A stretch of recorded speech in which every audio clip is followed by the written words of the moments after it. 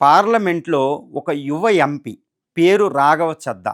ఈయన making prime మినిస్టరా అన్నట్టు ఒకటి చర్చ జరుగుతుందనమాట. ఎందుకంటే ఇప్పుడు రాఘవ చద్దా ఒక విచిత్రమైన డిస్కషన్లు ప్రశ్నలు పార్లమెంట్లో సంధిస్తున్నారు. అదేంటంటే ఎవ్వరూ మాట్లాడని ఒక ఉమెన్ ప్యాడ్స్ కోసం ఆయన మాట్లాడుతున్నారు. అదొక అద్భుతమైన చర్చకి దారితీసింది. ఒక అద్భుతమైన చర్చ. అందరూ దాన్ని అంగీకరించడం జరిగింది. తర్వాత టోల్ ట్యాక్స్.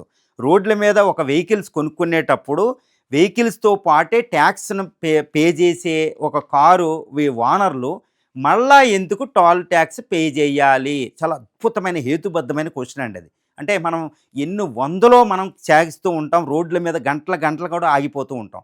ఈ టోల్ ట్యాక్స్ మన దగ్గర అన్యాయంగా గ్యాదర్ చేస్తున్నారు. ఎందుకంటే మనం ఆల్రెడీ దానికి జీవితకాల ట్యాక్స్ పే చేస్తాం. కారు కొనుక్కున్న, వెహికల్ కొనుక్కున్న. కారులో అది చాలా పర్సెంటేజ్ కూడా ఉంటది. 10% దాకా జీవితకాల ట్యాక్స్ పే చేస్తాం కారు రేట్‌లో. మరి ఇలా పే చేసి కూడా మళ్ళీ రోడ్లకి ట్యాక్స్ ఏంటి, పోల్ ట్యాక్స్ అంటే అది అన్యాయం. ట్యాక్స్‌లు ఎక్కువ ఉన్నాయని ఒక అద్భుతమైన క్వెషన్ ఆయన పార్లమెంట్‌లో రైజ్ చేశాడు. దీంతో పాటు సిమ్ కార్డ్. ఏదైనా ఒక క్యారియర్ అంటే మొబైల్ సర్వీస్ కంపెనీ ఏం చేస్తుంది, ఈ రీఛార్జ్ మనది డబ్బులు అయిపోగానే కాల్లు కూడా ఇన్‌కమింగ్ కాల్స్ కూడా క్యాన్సిల్ చేస్తుంది. మరి ఇది ప్రాథమిక హక్కులకు విరుద్ధం కాదా? దానికి ఎవరిచ్చారు అథారిటీ అనేది ఒక అద్భుతమైన క్వెషన్ ఆయన రైజ్ చేశాడు. అంతే అంటే మధ్య తరగతి, దిగువ తరగతి ప్రజల యొక్క చాలా సాధక బాధకాలను ఆయన చేస్తున్నాడు. Even Nirmala Sitharaman finance minister కూడా కొన్ని సందర్భాలు తలపట్టుకోవాల్సిన పరిస్థితి వచ్చింది. అంటే హెవీ ట్యాక్స్ బర్డెన్. భారత ప్రజల్ని ట్యాక్సులు పీడించుకు తింటున్నాయి. ఎవరిని అంటే ఉన్నవాళ్ళని కాదు, లేని వాళ్ళ మధ్య తరగతులు. అది కూడా డబుల్ ట్యాక్స్ చేసినాం, త్రిబుల్ ట్యాక్స్ చేసినాం. ఇప్పుడు చూడండి, కారు చూడండి, ఆల్రెడీ కారుకి జీవితకాల ట్యాక్స్ టోల్ ట్యాక్స్ పే చేసి కూడా రోడ్ ట్యాక్స్ తిరగడానికి మళ్ళా టోల్ ఇవ్వడం ఏంటి, టోల్ ప్లాజాల దగ్గర. ఒక అద్భుతమైన క్వశ్చన్ అనమాట. ఇలాంటి ఎన్నెన్నో సంధిస్తున్నారైనా. చాలా మంచి క్వశ్చన్లు. అంటే ఏంటంటే ప్రజాదరణ. ఇప్పుడు ప్రస్తుతం ఆయన క్రేజీ ఎలా ఉందంటే, ఇప్పుడు ఆప్ పార్టీకి చెందిన ఎంపీ అయిన రాహుల్ గాంధీ ప్రైమ్ మినిస్టర్ మోడీ కంటే మించిపోయిన క్రేజీ ఆయనకు కనిపిస్తుంది అనమాట. ఎందుకంటే ప్రజల యొక్క విషయాలు తీసేవాడే సరైన నాయకుడు.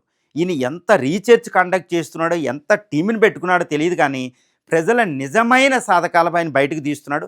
తర్వాత బెయిల్ కండిషన్కే జైల్లో మగ్గిపోయే వాళ్ళకి ఇవన్నీ విషయాలు ఆయన తీస్తున్నాడు. అంటే నిజమైన విషయాలు రాజ్యాంగబద్ధంగా సామాజిక, ఆర్థిక, రాజకీయ న్యాయం అని ఒకటి ఉంటుంది. ఇలాంటి రాజ్యాంగబద్ధమైన క్వశ్చన్లు ఆయన తీస్తున్నారు. ఇప్పుడు చాలా యంగెస్ట్ రీసెంట్గా మ్యారేజ్ అవ్వడం జరిగింది. Highly charismatic leader, that capital ఢిల్లీకి సంబంధించిన వ్యక్తి అవ్వడం వల్ల, అద్భుతమైన ఈయన యొక్క వాగ్దాటి ఉండడం వల్ల, అది కూడా యాప్ పార్టీ నుంచి రావడం వల్ల, కేజ్రీవాల్ పార్టీ నుంచి ఒక అద్భుతమైన ఈయన ప్రైమ్ మినిస్టర్ అయ్యే అవకాశాలు పుష్కలంగా కనిపిస్తున్నాయని చెప్పుకోవచ్చు. ఇప్పుడు ఈయన క్రేజీ చూస్తే ఒక ప్రైమ్ మినిస్టర్ క్యాండిడేటే ఈయన, ఏ పార్టీలో ఉన్నా అనే టైపు ఇక్కడికి వస్తుంది.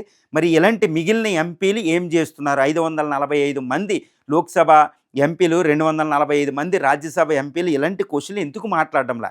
అసలు పార్లమెంట్లో ఇలాంటి చర్చించే విషయాలు, ప్రజల బాధకాలు తీసుకునే విషయాలు, ప్రజల యొక్క నిజమైన డిఫికల్టీస్ విషయాలు ఎందుకు తీయడంలో మిగిలిన ఎంపీలు అనేది ఒక అద్భుతమైన చర్చ అయితే భారతదేశంలో రావడానికి రాఘవ చద్దా సహాయం చేశారని చెప్పొచ్చు. ఇప్పుడు Raghava Chadha prime minister making అని చెప్పొచ్చు.